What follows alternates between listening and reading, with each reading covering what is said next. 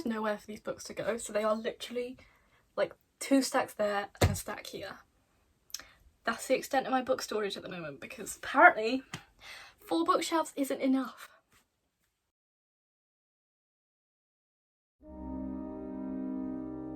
I'm so glad I make really good use of my money. I'm so financially aware. It's fantastic. Hi, hello, good morning, good afternoon, good evening. Welcome back to my channel. My name is Meg. I'm gay and I read books, and that's about all we do here. Apparently I don't really read books though, I buy books. I buy a lot of books. There's not really much I can say to defend myself in this situation. Like, I think I've bought basically 75-ish books in the last, I want to say 2 weeks, might be 3. Put it this way, it's really bad and slightly embarrassing, and I would like to add a little disclaimer in here. Please don't bully me. I chose to spend my money on this. It was my, well, most of it was my own money. I'll say if I was sent certain books. I'm well aware of what a terrible decision I've made, but you know what? It brought me the serotonin I needed every time I opened a package, so I think it was worth my while. I've just got to work out where I can put them all. Anyway, I'm going to try and go through as fast as I can because there's a lot, and if you would like to know more about some books, let me know in the comments. I will gladly oblige you because we all know that talking about books is my favourite thing in the world. So I'm going to start with this little pile down here because it's the smallest and therefore the easiest to access. Enjoy, probably get a snack and a warm drink because you're going to be here a while. At first 5 I think were all sent to me. First 4 were sent to me very kindly by Penguin Michael Joseph, so thank you very much. It was such a cute little package, it was like a little summary package.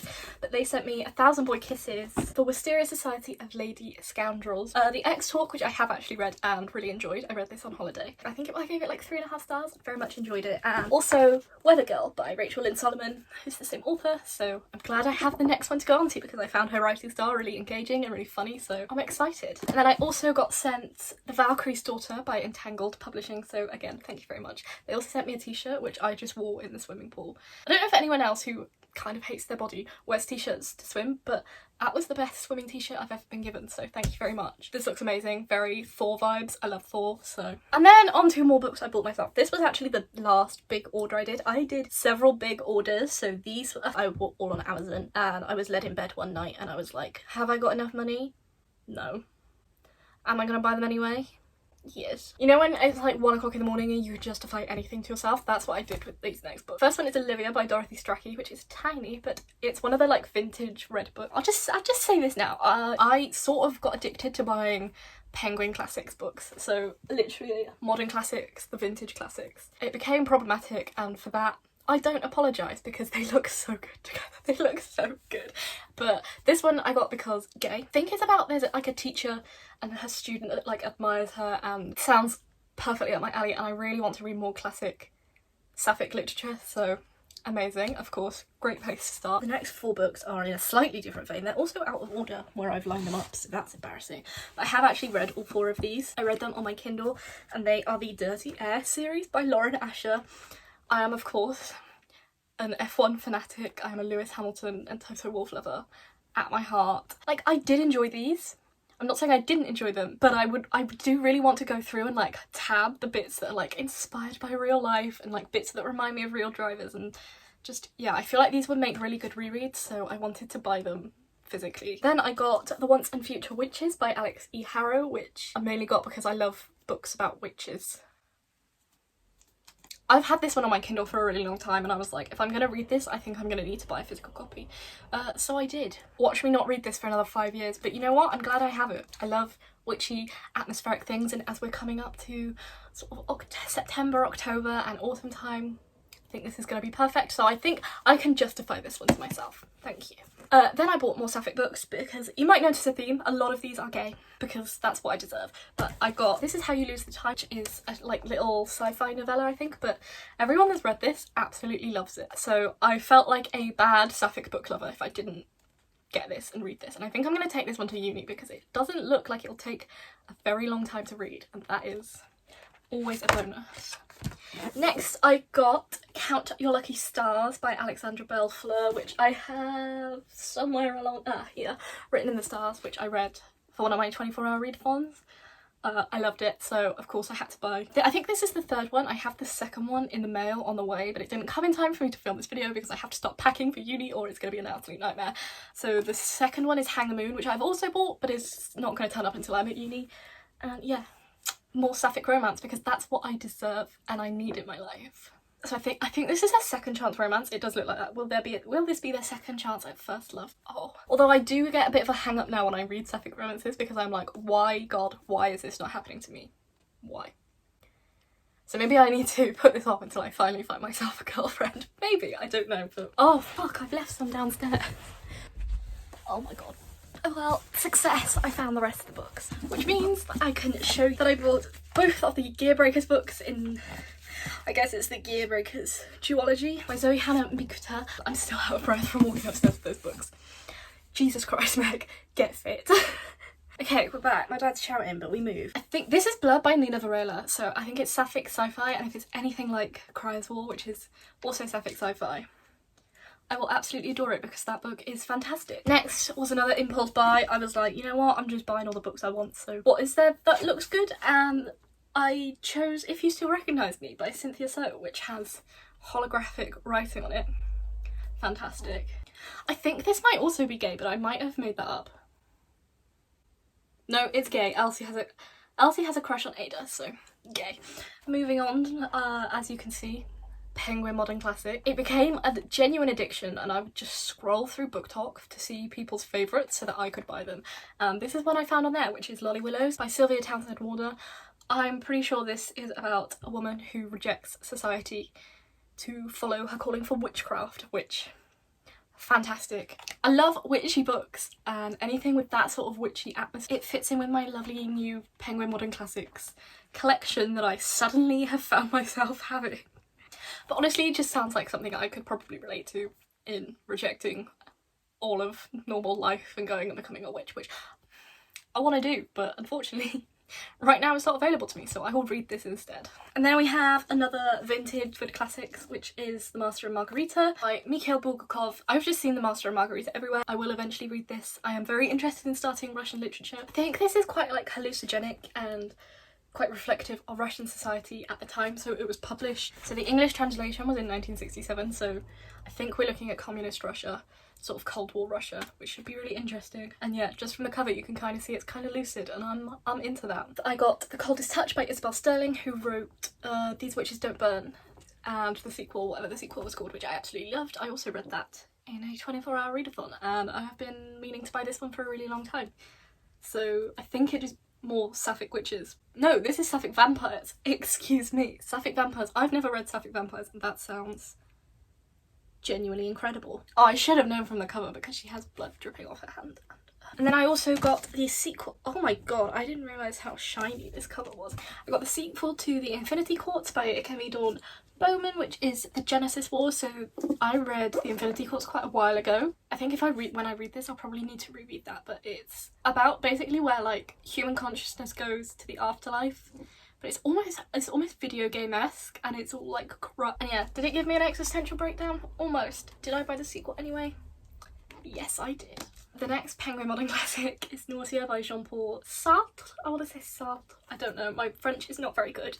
But I do really want to read more French literature, which is why I got this. Because I read Thérèse et Isabelle, which was incredible, and I was absolutely obsessed with it. It was stunning. So this, I think, is like a philosophical, I think a writer who basically is coming to terms with having to exist, which, same. So when I go on my like deep spirals at like 1 AM when I can't sleep and I'm like, why should I even be bothering with life right now?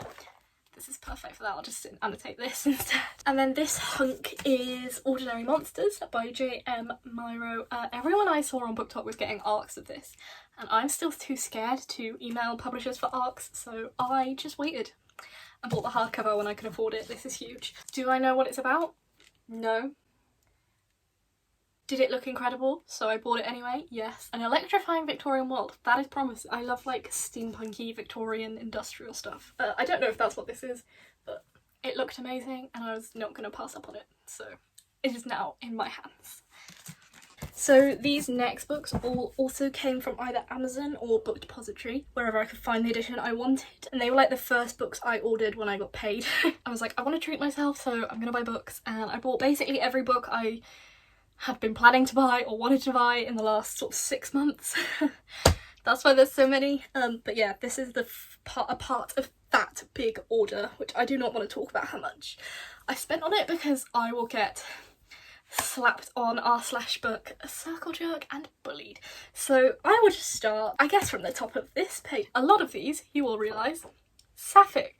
This I have never seen before, and it popped up on my Amazon recommended, and I was like, I'm buying 30 books anyway. What difference is one book gonna make? And this is Choose Me by Nicole Spencer Skillen. I think it's a self-published Sapphic book. Honestly, I have no idea. I just saw it and I was like, that looks incredible, I'm gonna buy it. Have you ever met someone and just instantly felt like you've known them your whole life? Yes. And it's set in the law world in London. I kind of still want to be a lawyer, might still end up being a lawyer, probably not actually, but I love the world of corporate London. I don't know why, it just scratches something in my brain. So a Sapphic love between a young paralegal, oh my god, is this Sapphic age gap? Have I bought an age gap book purely by chance? Because that's incredible. But yeah, young paralegal named Brooke Jacobs and Holly Garland, a successful lawyer from London. So it does say it's going to be heartbreaking and emotional, so 2 women, 2 hearts, 1 love story. I love a love story between 2 women, so there we go. Camilla by Sheridan Le Fanu, I think Le Fanu. This is the book about lesbian vampires that inspired Dracula. The scream I scrumped when I unboxed this edition, like look at it, it's stunning. And it's just a little book, and I am obsessed, steeped in sexual tension and gothic romance. I've just got lip gloss all over it. I cannot wait to read this. This is probably going to come to uni with me as well, just because I'm kind of obsessed with it. I got All's Well by Mona Awad, which I have not read Bunny. I know half of BookTube is obsessed with Bunny. I haven't read it, but I was more interested in this one because I know the main character has chronic back pain. I think they're struggling with a painkiller addiction too, but the chronic back pain thing kind of, I was like instantly like, I'm gonna buy that because same.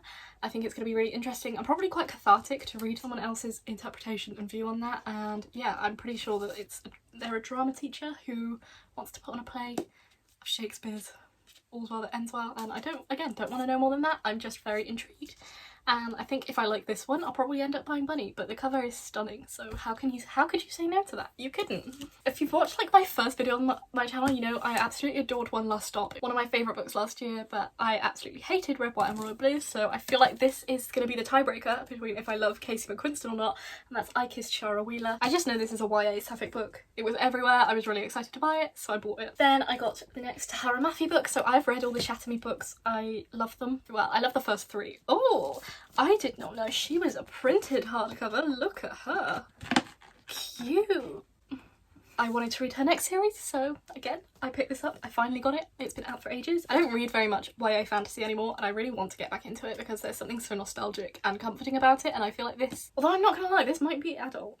No, it's published by Electric Monkey. If someone knows if this is adult or young adult, let me know, but I'm very excited to read it. Either way, Before You Say I Do by Claire Lydon, again, Sapphic, between I think A Bride and Her Bridesmaid. I've had this on my Kindle for a really long time, and I was like, again, if I'm gonna read this, probably gonna need the physical copy. And yeah, I just wanted to start to actually buy some Sapphic romances because I read so many of them on my Kindle, but I don't have many of them to put on my bookshelf. So now I have a lot to put on my bookshelf, and I don't have space on my bookshelf. But that is a problem for another day.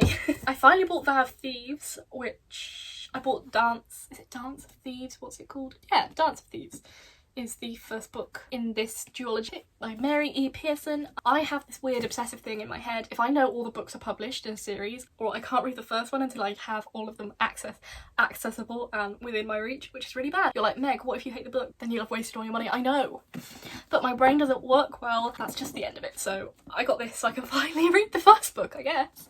You're gonna notice a theme there because there is a lot more of those sort of books to come where they're just sequels of books I've had on my bookshelf for forever, and now I can finally read them because I have them all. Oh, this one I have actually read as well. Love that. And that's Read Between the Lines. I'm still waiting for the sequel to this one. Well, it's not a sequel, I think it's like a companion novel. I don't remember what it's called. Something with a ring, no rings attached, something like that. But I also ordered that, but again, that won't be here until after I go to uni. But this is about a estate agent who is secretly a lesbian romance author. She is trying to repossess the bookstore that our other love interest runs who loves the estate agent's writing, if that makes sense. But I described it as friends to lovers and then enemies to lovers, which is fantastic. And yeah, I really enjoyed it. I can't wait to read the sequel. I'm glad I have it for my bookshelf. Now the sequel, but I have actually read the first 2 books in this series, and that's the American Royal series. So this is Rivals, which is book 3 for me.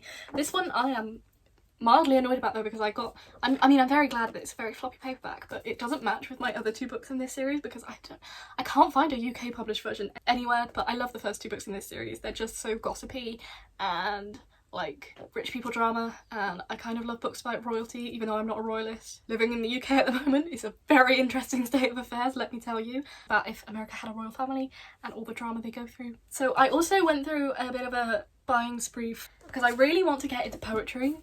I've got quite a few like classic poetry authors books that I got from doing like the Oxford stuff, so I have a load of like the Oxford Book Classics poetry behind me. But I wanted to get into some poetry that I felt like I could relate to and that would probably be more accessible for me, and also that, yeah, I feel like could emotionally affect me. So I bought the collected poems of Sylvia Plath. I read The Bell Jar a while ago. It genuinely knocked me for 6 because I didn't realise quite how similar my mental health journey was to Sylvia Plath's mental health journey, which, listen, I know how that ends too, don't even at me. I'm really excited to start looking in and getting into some of her poetry, and hopefully that will open me up to a whole world of poetry. So this has all of her poetry written from 1956 up until when she died in 1963. And yeah, these, like, I think they're Faber poetry books. They are absolutely stunning. I love them. And along similar lines, I also got the unabridged journals of Sylvia Plath. I saw Brain of Pages read this, and it was in her vlog that she published right as I was reading The Bell Jar, and I was like, okay, that's amazing, I need to read those. And it took me a really long time to find this copy because I knew this was the copy I wanted, but I think it's American published, so I got this from Book Depository if anyone's interested. But yeah, this is the entirety of her journals. Again, probably gonna have to be quite careful about when and how I read this because I was quite spectacularly triggered by The Bell Jar, but I also know that it's going to resonate hugely, and her writing thing was incredibly evocative as well, which definitely added to that. So I'm very excited to get to this when I feel in a headspace that I can deal with it. I got another book of Faber poetry, which is from the complete poems of Emily Dickinson. I do just want to say though, whoever at Faber poetry designed these books, because they're stunning and they have like the little folded, like, yeah, they're beautiful, but why on God's green earth did you do that? What? I demand a refund. No, I'm kidding. But I am very interested in Emily Dickinson's poetry because she was Sapphic, and there is a lot of Emily Dickinson. I don't know if any of you listen to Evermore. Sorry, I'm going to be an annoying Swiftie. But Ivy was basically written about Emily Dickinson, and there are several links to Emily Dickinson in Taylor Swift's work and like the way she announces things. Anyway, there was an Emily Dickinson reference in her announcement for Midnights, and that was what made me bite the bullet and finally buy this because it's huge. But I really want to be able to read them and understand more of the references and look at them through a queer eye, and I'm very excited to have deep poetic thoughts and annotate the shit out of this book, put it that way. Next I got After Sappho by Selby Wynne Schwartz. I just got this because it had Sappho in the title, and I saw a couple of people on BookTok had bought it, and I was like, you know what, I want it. In After Sappho, Selby Wynne Schwartz has created a novel that celebrates the women and trailblazers of the past, their constant efforts to push against the boundaries of what it means and what it can mean to be a woman, that also offers hope for our present and our future. That sounds wonderful. So again, I'm really into at the moment like literary fiction and sort of modern classics, obviously by the Penguin Modern Classics, but you know what I mean? Like, I'm really into reading books for the writing and not just for the plot at the moment, which I'm still reading very plot driven books, but I'm trying to definitely expand my collection and my reading a lot more because I mostly have YA fantasy and I wanted to expand, and that's why I started buying the Penguin Modern Classics and also like more modern classics like this, and this is also a stunning book. So it's like I love these books the same as the Fable ones. I like the matte feeling, they just feel so good in your hands. But that is completely beside the point. On a completely different vein, I got Delilah Green Does Not Care, which is, I think, a sapphic romance between a single parent and I think a wedding photographer, the single parent might be the wedding photographer, but either way, sapphic romance that I've seen everywhere and I've been meaning to buy for a very long time. Finally have it. Another sequel that I needed to buy that I am quite frustrated with myself for because I bought a tiny UK paperback and I have the massive US paperback edition of The Jasmine Throne, but this is The Oleander Sword by Tasha Fury. Haven't read The Jasmine Throne, but it's part of like that Sapphic trifecta of 3 books that of like Sapphic fantasy, Sapphic Eastern fantasy, and I'm very excited to be able to read them both at once because, like I said, my brain is problematic. Must buy, whore for consumerism. Thank you very much. She Gets the Girl by Rachel Lippincott and Alison Derrick, who are a couple themselves, and I think they just had a baby as well, which makes me want to cry because that's so sweet. And I think this is loosely based on their love story. I also think there's roller skating involved, and I think it's hate to love, so very excited. Lesbian and sapphic romances are so good for 24-hour readathons, and I want to start getting back into my 24-hour readathons because I want to start actually getting better at doing things with my day instead of lying in bed all day. But anyway, that is beside the point. This is She Gets the Girl. Spin the Dawn by Elizabeth Lim, because I've had Unravel the Dusk for genuinely around 6 months. Obviously haven't been able to read it because it's the second book in the series, but I bought them both at the same time, and then my copy of Spin the Dawn got sent back. I think it just got like sent back, returned to sender in the post, and finally got the first one. But there's like a tailor's competition, I think, and they make like pretty dresses, and I was like, you know what, I want to read them. And then obviously everything happened and I have never been able to read it, and I finally have the first book to be able to read. Love that for me. I got The Virgin Suicides by Jeffrey Eugenides. I'm sorry, I've absolutely butchered that, but I love this copy and it's gonna look so good tabbed up with like pastel tabs. But anyway, again, this is one of those like it girl books that have been going around Book Talk.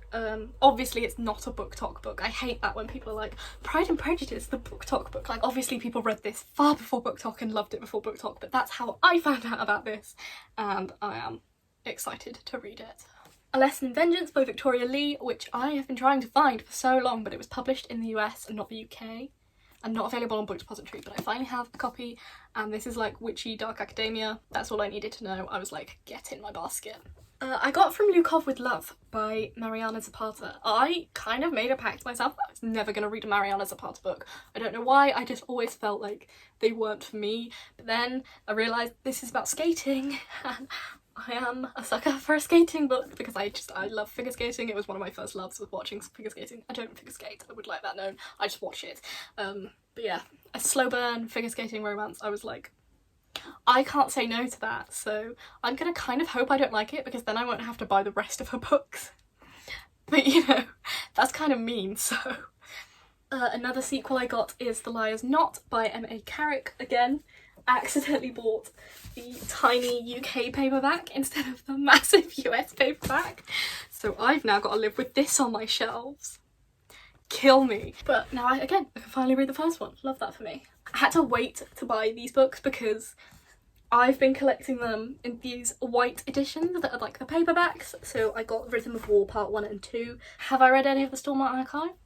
No, but I have read the first Mistborn book now, so that's one up from when I bought all the other Stormlight Archive books. And I also got The New Me by Hallie Butler, which again is one of those like it girl books, kind of like girl boss femcel, that sort of vibe. I think it's kind of along those like funny millennial vibes, but we'll see. I was sent this one very kindly, actually a while ago, by Galantz, which is Sands of June, which is like novellas in the June world. I need to buy the rest of the June series. Obviously I've read the first one because that's the one that blew me up, but I think they're probably prequels. They're written by Frank Herbert's son, I think. I was also sent The Golden Enclaves. I was sent this early, which I've never been so excited for in my life because I'm currently reading The Last Graduate and I am obsessed with this series. I was kind of like meh on A Deadly Education when I first read it, but I listened to the audiobook and I feel like if I'd have read it physically I'd have had a very different reaction because The Last Graduate, my god, I'm obsessed with the writing style. Like the sarcasm and the cynicism and the way our main character Galadriel breaks the fourth wall is chef's kiss. But yeah, this is the last book. It's so gold and shiny and I'm so excited. Another book I bought in my big book haul was Vespertine by Margaret Rogerson. I have Sorcery of Thorns and I loved it. And I also have an Enchantment of Ravens somewhere, so another book published by her because of course I did. So I also did a huge World of Books haul. So if you're not aware, World of Books is like a secondhand bookshop online in the UK, not affiliated with Amazon in any way, and I ordered about 30 books from there as well, but it was so much cheaper than Amazon and I should have ordered even more from there, but I didn't because I was a whore for Jeff Bezos and capitalism, and I'm sorry. Betraying my left-wing roots. But anyway, first book I got from World of Books was State of Terror by Hillary Clinton and Louise Penny, which is a thriller. and I got because I went through a phase when I was a Hillary Clinton stan. No, we will not discuss that any further, but yeah.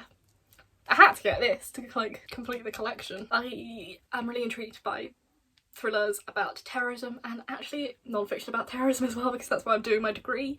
I finally get to do a module on terrorism, on counter-terrorism this year, next semester. Very excited. But anyway, State of Terror. These all also are from Waterstones, but one of them smells really strongly of aftershave, and every time I pull like a stack of books, I can't work out which one it is, but one of them does. It's not a bad aftershave, but it's aftershave and it's very pungent. I think this is another poetry book, or at the very least this is written in verse. But this is Grief is the Thing with Feathers. I was kind of in my sad girl mood when I bought this, but it's just a tiny little like poetry book, I think. And my favourite part about it is someone has done like, can you see that? Floor plans in the back just in pencil, and I was like, this is why I love buying secondhand books, because someone was like, I need to plan an entire house, I'm going to do it in the back of Grief is a Thing with Feathers. So this is a very treasured book now because I love things like that. I got Station 11 by Emily St John Mandel. I think this is post-apocalyptic, which is why I bought it, because it was like £4 and I was like, I love anything post-apocalyptic, I'm gonna buy it. Blood Meridian by Cormac McCarthy, which I've been meaning to buy. This is the aftershave one. Oh my god, someone must have sprayed it with like aftershave. My god, it smells like my granddad. But that's not a bad thing, but it's like really strong. This is one of those like disturbing novels that's minorly depraved that everyone's like, you should read in your lifetime, so I've got it and it smells of aftershave. Oranges Are Not the Only Fruit by Jeanette Winterson, which is oh my god, my hands smell of aftershave now, Jesus Christ. I kind of hate this cover, but it was the only cover I could find, and Ruby Granger talked about this book once and I was like, I want to read that. And it's a memoir, a young, I think she's a lesbian girl who leaves basically her very religious. I don't know if it's a memoir or based on her life, but it's a novel. Go live with the girl she loves. Or I think she lives with her, but yeah. I'm very interested in reading this. I love Wedgiko Bernadette, so I saw This One Is Mine by Maria Semple. No other reason than I thought I would love more of her works if I loved Wedgiko Bernadette so much. I got Such a Fun Age by Kylie Reid, which I know has quite a lot of social commentary on race. I think it's in America. I think it's set in America, not the UK. Yeah, I've seen so many people talk about this and I was like, of course I'm gonna get it while it's cheap. I got Breakfast at Tiffany's by Truman Capote. I think it's Capote, and Heroes and Villains by Angela Carter, both of which are Penguin Modern Classics, and both of which I sort of just got because I thought they look really good and I want more modern classics. 19 Minutes by Jodi Picoult. I feel like everyone has a Jodi Picoult book somewhere, but this one is about a school shooting, which are books that I've always been really intrigued by and probably make me cry the most as well, so that's why I got this one. I got 3 Patricia Highsmith books because she is very quickly becoming one of my favourite authors. I got 2 Ripley books, so I got Ripley Underground and Ripley's Game. I don't know which order they come in, but these covers are heinous because I have like I don't know, is it Penguin, but like the modern edition of the first Ripley book, but I wanted them too much, so I was like, I don't care about the covers, I'm gonna buy them because they're cheap, and I really enjoyed the Talented Mr. Ripley, so I want to learn more about what a psychopath he is. And I also got Strangers on a Train, which is another thriller she wrote. I have The Plague by Albert Camus. I was really interested in reading his work because I've seen it in a lot of places and I know it's been something that just looked like I would enjoy and I would find stimulating, and so I bought quite a lot of his books. I don't know where the rest are, but you will see more as they come. This one is obviously about a plague, and I think it's basically analogous for fighting against evil because it was written just after the Nazis invaded France, so makes sense, but I'm very excited to get to this. These 2 actually were from Book Depository, not World of Books, but the first one is Requiem for a Dream by Hubert Selby Jr. I honestly just recognised the title and was like, I'm gonna buy it, so I did. And then the other one is one I'm really, really excited for, and it's The Well of Loneliness by Radcliffe, which is a really like classic lesbian fiction work about a woman who basically her dad wanted a boy, and she documents her experience of trying to find love and fulfillment in the world. The reason I'm so excited to read it is because the British establishment basically, I think there was like an obscenity trial involved in this one and it wasn't published for a really long time, and I feel the need to reclaim it with my love because of course I'm gonna love it. Another sort of dystopian prophetic book is Brave New World by Aldous Huxley, which is another one of the Penguin vintage classics. Yeah, again, I love sort of dystopian science fiction classics, 1984 vibe. One Flew Over the Cuckoo's Nest by Ken Kesey, sorry. But this is obviously, but I watched Ratchet for Sarah Paulson, who plays Nurse Ratchet, and yeah, thought probably at that time I read the book. I got Panin by, is that how you pronounce it, Panin? Sorry. By Nabokov, because this is supposed to be really funny, and follows a Russian professor who moves to the US, so obviously quite insightful for the time as well. This one I found on World of Books and I was like, oh my god, yes please. This is Good Girl Complex by Elle Kennedy. I haven't read like the Off Campus, is it called, series. I don't have any plans to read it, but this one has Good Girl in the title and the cover looked cool and I was like, yes. No, I will not be elaborating. Case Study by Grayson McCrae Burnett, which again is one of those like Booker Prize like literary fiction books that I'm really interested in reading and expanding my bookish tastes into. And I know this is told through like multimedia, like notebooks I think as well. Looks at mental health and basically sanity, and yeah, probably gonna make me feel better about myself is what I'm going into this one hoping. As I said, another Camus. This is The Outsider, which is another sort of like philosophical ruminants on the absurdity of human life and a guy that basically commits violence, but it's described as quite dreamlike, and that sold me on it because I love those sort of like dreamlike quality books. So again, I need to look up, and if anyone knows a good reading order for reading Camus's work, that would be really helpful. If anyone can link that, or if they can like explain it to me, I would be forever grateful, because I want to read them in the right way that helps me understand them. Not understand them, but helps me engage with them better. This one is not very highbrow at all, but this is Meet Me in Monaco by Hazel Gaynor and Heather Webb, which I mainly bought because I'm now obsessed with Monaco because of Susie Wolff, so that's your fault. I hated Monaco, I hated everything Monaco stood for.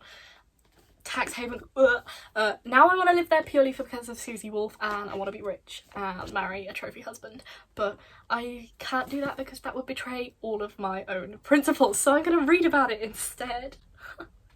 But it's set in 1950s Monaco, which obviously Grace Kelly. I've had this again on my Kindle for a really long time, and I saw it and I was like, I'm gonna snatch that one up. I got The Little Friend by Donna Tartt because I read The Goldfinch and I've read The Secret History and I loved both of them, so of course I had to get her other book. This is so much bigger than I thought it was going to be. I don't know why I thought it was going to be like novella size. I know this is sort of like Southern Gothic. It's very intriguing, and I just feel pretentious after I've read Donna Tartt's books, so I will probably reread the other two first because I cannot stop thinking about rereading them and annotating them, and oh my god, it's visceral how much I want to do it. I got 2034 by Elliot Ackerman and Admiral James Stavridis, sorry, again, this is a novel about an imagining of the Third World War between America and China, which starts in the South China Sea, which I have just done basically a whole module on if that happened. So I was like, I am currently reading this on my Kindle, but then I got too anxious to read it at night, so I was like, I should probably buy a paperback copy of this to be able to finish it, because I mainly read my Kindle at night, and obviously it's set in 2034, and yeah, from what I've read, I really enjoy it so far, but like I said, not the book to read before you go to sleep, because that is anxiety central. The last place that I got books from, there are still like loads from the other places I got them from, but the last place that I got a load of these books from was Waterstones Coventry, which were having like a clearance sale of damaged books in their basement. So me and my sister, well, my sister drove me an hour and a half to Coventry. Thank you, Jessie. You didn't have to do that. We were gonna do other things, but then we both just got too overwhelmed, so we didn't. But yeah, I went in and I really wanted to buy classics. I was like, dear god, let there be classics. And there were so many classics, so I bought so many books. But I also bought It's Paradise by Hanya Yanagihara.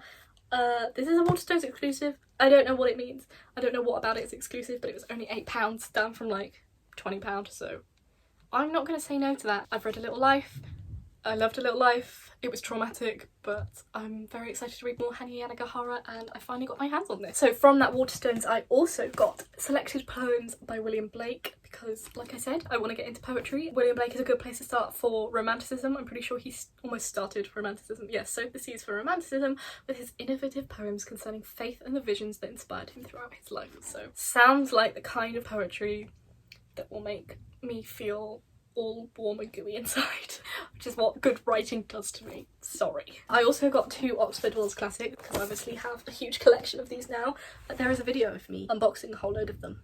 It's probably linked somewhere around here, but yeah, I got 20,000 Leagues Under the Sea by Jules Verne and The Complete Fairy Tales by Charles Perrault, which I also think is French, but might not be French, and I might have just embarrassed myself, but yeah, these were £3 each. So obviously I had to get them. This one was from World of Books, and it is SSGB which I have kind of an obsession with alternate history and if the Nazis had won and if 9/11 happened in a different way and if the American Civil War, you know, like those kind of reimaginings of history. And Len Dayton has been on my radar for a while, and I found this in a Modern Classics paperback edition and I was like, oh, put that in my basket. Thank you. This was from Waterstones. This is Narcissus and Goldman. I'm pretty sure this is like religious commentary. Might have made that up. A poetic novel unique in its fascination. Like I said, I love me some poetic writing. Do Androids Dream of Electric Sheep by Philip K. Dick. Again, £3, but Philip K. Dick is a kind of like a god of science fiction, and I have read The Man in the High Castle, which I think is down here somewhere, so I'm literally going to show it to you in a minute. But anyway, this book was the inspiration for the Blade Runner, so. Also from the Waterstones sale, I got The Godfather, which I have no interest in watching the movie whatsoever, but I feel like I really would be interested in reading the book. It's obviously about like the criminal underworld, 1940s America and the mafia, and just sounds so exhilarating. And I got In 5 Years by Rebecca Searle, which is about a woman who wakes up 5 years from when she sets her goals about where she imagines being and how she lives that life. It's way shorter than it felt when I read it on my Kindle, but I'm glad I have a physical copy of this now because I love it. 100 Years of Solitude by Gabriel Garcia Marquez, obviously, because this is the epitome of a modern classic. I'm very excited to read this because I know it's basically like a masterpiece, and I feel like this is gonna become one of my favourites. So I'm like, I do this thing with books that I know I'm gonna love, like this one, where I'm like, I have to find the perfect time in my life to read it, so everything about the experience of reading it was like the best thing ever. This is one of the latest books I just finished, which is Fatherland by Robert Harris, which again, alternate history if the Nazis had won, and this is also more of a mystery thriller. It's about a rebellious Nazi officer who basically like starts to discover and unravel what the Nazis did and the atrocities they committed. This really genuinely affected me way more than I thought, because I thought it would just be like an intense thriller that you're like, whoa, but actually it's incredibly emotional. The next 6 books I think were sent to me very kindly by Low Place Books. They do amazing box sets of cheap books, and they sent me the Vampire Academy series by Rochelle Mead, which I've been meaning to get for a very long time. These are really shiny, so they like slip off of each other. I remember Christine Riccio being obsessed with these, like OG BookTube being obsessed with these, so I'm very excited to have them all and to be able to binge them. I got The Origins of Totalitarianism, Hannah Arendt, which I did a bit of reading from for one of my modules on, I think it was Introduction to Politics, but yeah, I found this for £3 and I was like, might as well buy the book. It's one of the most pioneering works of political writing by a woman, which is used in sort of the canon of political science and learning about political ideology, and yeah, for that reason I really enjoyed reading the excerpts I did, and I'm glad I have the whole book now. I got The Diary of a Provincial Lady by E.M. Delafield because someone said this was their comfort book on Book Talk, and I was like, I love me a comfort book. So again, do I know what it's about? No. According to the blurb, dry humour, and I love me some dry humour. I got a tiny little copy of The Crucible by Arthur Miller, which is obviously one of the great plays. A lot of this is just me trying to, again, reclaim the fact that I never did English literature at A-level, but it's pretty much a story of mass hysteria based around, which kind of connects the Salem witch trials and the McCarthyism of 1950s America. And yeah, this will probably be the play I read after I read Streetcar and annotate it, because no play I will ever love more than Streetcar. I want to read more plays, so bought The Crucible. I got Finnegan's Wake by James Joyce, which is obviously a classic of Irish literature, and will I read this in the next 5 years? Probably not. Do I own it anyway? Yes. As I said, I read The Man in the High Castle. I read it on my Kindle a while ago. I really want to watch the TV show actually, because this was so bizarre and so like, really enjoyed it. Again, Penguin Modern Classic boys. I'm so excited for how these look when they're all together, though again, I think I'm gonna have to get a new bookshelf and I don't know where I'm gonna put it in my room. So from Waterstones I got 3 more vintage classics, which very exciting. I got A Dead Man in Deptford, which is written by Anthony Burgess, who obviously wrote A Clockwork Orange. I got Islands in the Stream by Hemingway, and I got Starlight by Stella Gibbons. And honestly, I'd never heard of this book, but it seems to be a dissection of the British class system, and I was just obsessed. I love the name Stella, and the fact that she wrote a book called Starlight, and her name's Stella. Sign me the fuck up. And then the last 2 books I got from the Waterstones Coventry sale were Alone in Berlin by Hans Fallada. Again, butchered that, but or sort of about resistance in Nazi Germany as far as I know, which I seem to have become a little bit hyperfixated on. I don't quite know how that happened. And also Her Lover by Albert Cohen, which sold it to me immediately on the fact that it is about our character who holds a position of power in the League of Nations in Geneva. And I recently did a module on international organisations, and obviously we had to do about the League of Nations. It's a big part of international relations history, and you're telling me there's fiction about this? Of course I'm gonna buy it, and it's huge as well. The next load of books are all hardcovers from Amazon that were at the bottom of my stack, because obviously don't put hardcovers on top of paperbacks because that's a disaster waiting to happen.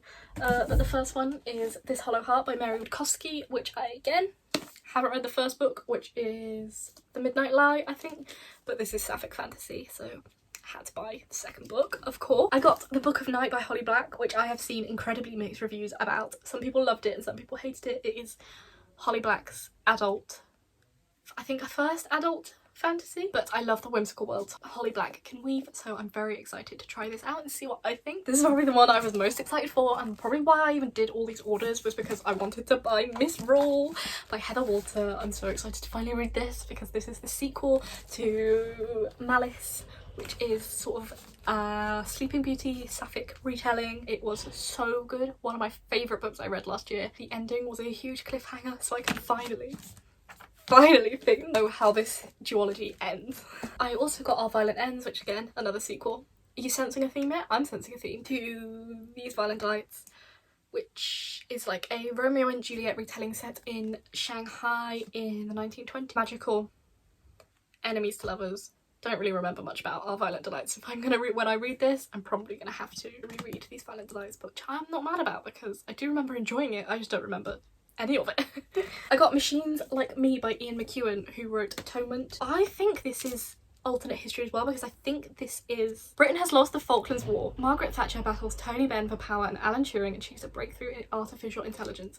This takes place in 1980s London, which I am obsessed with modern British history, with British Prime Ministers, so this was cheap. I had to buy it. Simple as. And I love books with like the little bookmarks, which funnily enough the next book has as well. I have read this. I read this on the day I got it. It's Carrie Soto's Back by Taylor Jenkins Reid. I just got two tickets to see Taylor Jenkins Reid at the Cheltenham Literature Festival. I could have cried. I was so excited. But yeah, this is the Waterstones like end papers, and it's a signed edition. It's about tennis, and it's Taylor Jenkins Reid, and I love tennis and I love Taylor Jenkins Reid, so this was absolutely everything. I got The Righteous by Renee Adier, which is the third book in the Beautiful series. I don't know what the series is actually called, but it's about vampires in New Orleans, and I know Olivia from Live Read the Latte loves it, and I'm not going to start the first book until I have them, so thank you. I got When the Night Breaks by Janella Angeles, which I have been looking everywhere for this in hardcover. Where did I think I found it on Book Depository at the end. But the first book is kind of Greatest Showman vibes. It takes place in a circus, and there's romance and a sort of competition, and I don't really remember it, but I do remember, again, loving it. And then I got the sequel to, oh, what's it called? I can't remember what the book is called, but it's The Dragon's Promise by Elizabeth Lim, who also wrote Spin the Dawn, which I got. And this was sat on my bookshelf, the first book was sat on my bookshelf at university all year. Did I read it? No. Did I still buy the second book? Yes. I think you're getting a view into my awful spending habits here. Thank you. I got The Monarchs by Cass Morgan and Danielle Page, which I actually have read the first book of. The first book I think is The Ravens, and it is about a sorority at a US college that is full of witches, which is everything to me because I'm so intrigued by American sororities because we just don't have anything like that in the UK, and I've seen Balmer Rush TikTok and I'm so intrigued. But yeah, this is all the witchy vibes that I love, and I'm excited to find out what happens next to the sisterhood in this coven. Again, this one I'm so excited for. I'm so excited for because Nina LaCour, I think, is up there with one of my favourite authors of all time, probably tied with Taylor Jenkins Reid, and this is Yerba Buena, which is her newest novel. And I don't care what this is about, I just know that it's about two women in love. Maybe they're not in love, maybe they're breaking up, I don't know. But I do know that Nina LaCour's writing is one of the most majestic things to ever exist, ever. And if you haven't read any of her books, start with We Are Okay and yeah, I did order Everything Leads to You as well, but with the post strikes and everything in the UK at the moment, it hasn't got here yet. This one is definitely coming to university with me because I'm so ready for this. I of course had to get Babel by R.F. Kuang, and as far as I know this is dark academia, sort of linguistic history. I just know this is going to be incredible and I'm very excited and I could not say no to this. And I know it's set in Oxford as well. I like Oxford dark academia, inject it into my veins. And then the last book of this whole haul, Crimson Rain by Amelie Wenxiao, which again, story of my life. I have the first 2 books, I have not read them, but I knew that the 3rd book came out and it's a trilogy, so I finally have all 3 and now I can read them happily. If you've stayed all this way to the end of this video, you are an absolute king. Look, this is empty now and now I've got to go fill it back up with all of the books. And I'm gonna have to pack my books for uni and I don't know what to choose and it's the most stressful thing ever. If you want to see what I do pack, I will probably do a TikTok of it, so follow me on there. Maybe subscribe if you're feeling like you might want to do that. That'd be very sweet of you, and thank you so much for watching. I will see you in the next video, which hopefully won't involve me spending hundreds of pounds. Love that for me. Bye.